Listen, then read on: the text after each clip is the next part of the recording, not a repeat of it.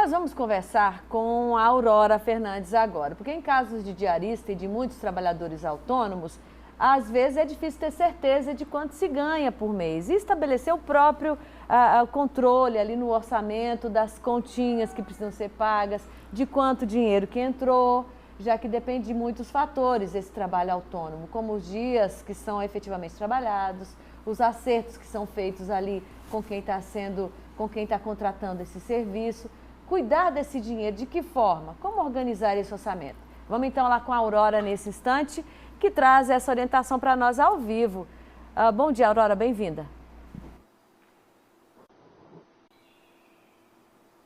Oi, Joselma, bom dia a todos. Pois é, para quem tem uma renda fixa, todo mês tem lá certinho quanto vai receber, fica mais fácil fazer esse planejamento. Agora, para quem não tem, é um pouco mais difícil, mas é possível sim. A gente vai falar agora com o William Dias, que é economista. A gente está aqui dentro de uma sala de aula no IFTO em Palmas. Bom dia, professor. Bom dia, tudo bem? É possível, então, a pessoa que não tem uma renda fixa, às vezes trabalha numa semana, na outra não trabalha, ela fazer um planejamento do orçamento? É possível, totalmente possível, né? A gente pode exemplificar uma pessoa, por exemplo, que receba, né, um determinado mês, ela receba 2.000, outro mês ela recebe 3.000, né? E assim por diante, são valores, a pessoa vai fazer conforme o seu rendimento, né?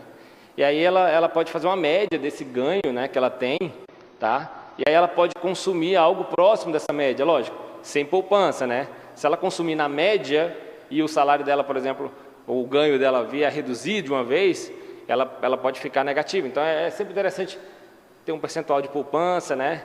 E aí aqueles meses que ela ganhar mais, ela vai compensando aqueles meses que ela ganhar a menos daquele nível de consumo, para que ela não baixe o nível de consumo dela. Então, né? A ideia é fazer uma reservinha para você não ficar na mão no mês que você não conseguir uma diária, por exemplo. Isso, né? Porque imagina que se a pessoa, esse mês eu só posso consumir 1.000, aí no outro mês já consumo, a pessoa, ela perde o padrão de quanto que ela pode gastar com cada coisa, ela perde a noção de quanto que ela pode consumir, né? E aí geralmente os gastos, né, aluguel, supermercado, essas coisas são fixas, né? Você geralmente tem um padrão ali que você mantém e esse padrão é fixo, né?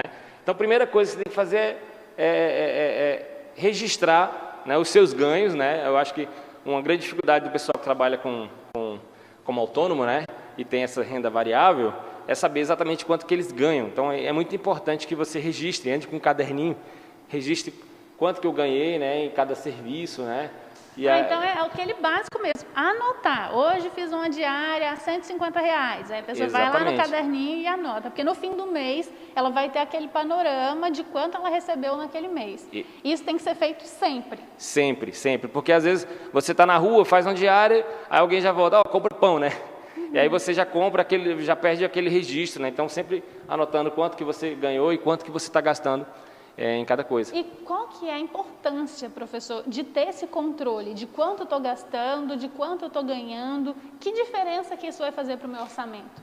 Faz toda a diferença, porque o gasto a mais que eu fizer hoje vai gerar um problema para mim amanhã. Então, se eu consumo a mais do limite que eu poderia consumir hoje, isso eleva uma redução do que eu vou poder consumir amanhã. E às vezes essa redução é abaixo dos níveis mínimos que eu poderia. Às vezes compromete um aluguel, compromete um pagamento de imposto, alguma coisa que eu não posso deixar de pagar, né? Nem sempre quem trabalha como diarista ou como empregado doméstico, a pessoa vai ter a carteira assinada.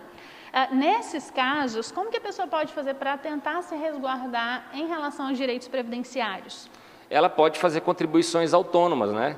Ela pode procurar os órgãos, né, responsáveis e ela pode fazer contribuições autônomas. Essas contribuições são muito importantes para que, por exemplo, em algum período que ela venha se machucar, ficar doente, que a renda dela não caia a zero. Por exemplo, no período 7 ela ficou doente e aí ela vai ganhar 0 de salário, né? Com a contribuição previdenciária ela consegue, né, acessar os mesmos benefícios que uma pessoa de carteira assinada tem.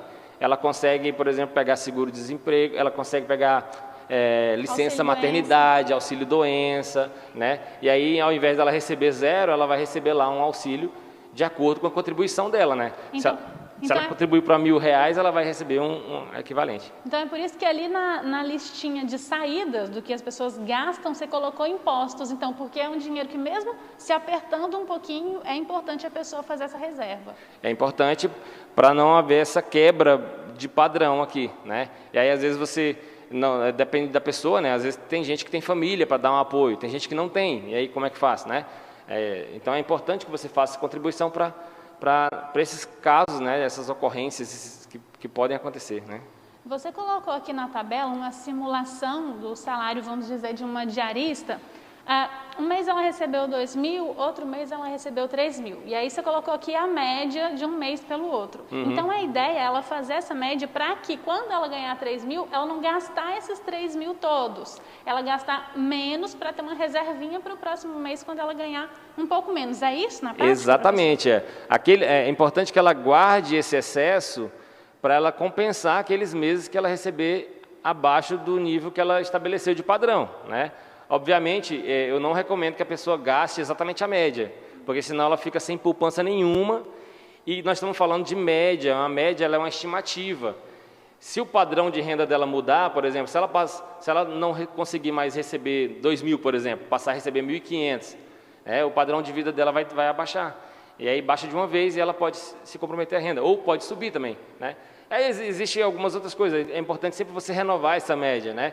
Porque às vezes o seu padrão de renda aumentou ou reduziu e aí você está com a média antiga, né? Então é importante você renovar essa média de tempos em tempos. Né? Tá certo, professor. Muito obrigada pelas informações. Olha, fazer conta nem sempre é muito legal. O professor economista adora fazer uma conta, mas não é fácil para todo mundo. Só que é importante para a gente conseguir controlar a nossa renda, ter um padrão de vida um pouco melhor, mesmo ganhando menos. Tem que fazer conta, tem que colocar tudo no papel para no fim do mês sobrar dinheiro e não sobrar mês no fim do dinheiro, né, Josiel? Justamente, olha, é um exercício para todos nós, Aurora, esse de planejar as próprias despesas. O doutor Sávio está aqui também concordando com o doutor em economia que participou com a gente dessa entrevista, professor do IFTO. E aí eu tenho uma outra perguntinha falando em dinheiro, doutor Sávio, relacionado ao direito das domésticas. Vamos aqui para o telão, e aí é a rede social do CNJ mais uma vez, eu vou projetar agora.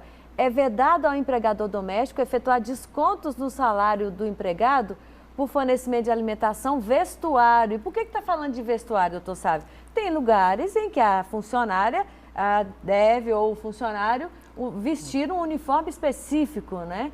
Exato. Alguns locais, né, exigem aí um trajamento um pouco mais formal. E a própria lei, né, essa questão do CNJ aí foi retirada da Lei Complementar 150 de 2015 no seu artigo 18.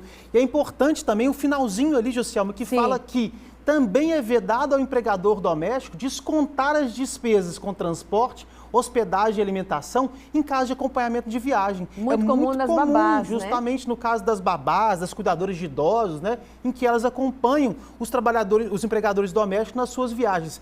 Pode sim, desde que haja uma previsão expressa entre empregado e empregador. E é necessário destacar também que nesse caso, no caso das viagens em que o empregado viaja com o seu empregador doméstico, ele deverá receber, nesse período em que ele estiver viajando, um percentual de no mínimo 25% sobre o salário hora do salário hora normal que ele recebe na residência no qual ele presta serviço. Então, posso descontar? Não pode, no caso de fornecimento de alimentação, vestuário, higiene, né? E no caso de viagens com o empregador, posso descontar a passagem dela, o local que nós vamos ficar? De forma alguma. A Lei Complementar 150 veda e não só determina que pague um percentual de mínimo 25% sobre o salário hora do local em que ela trabalha comumente. Certo. Só para terminar esse bate-papo com o senhor, do Bom Dia Responde, tem um questionamento dizendo o seguinte: empregado doméstico tem direito a PIS?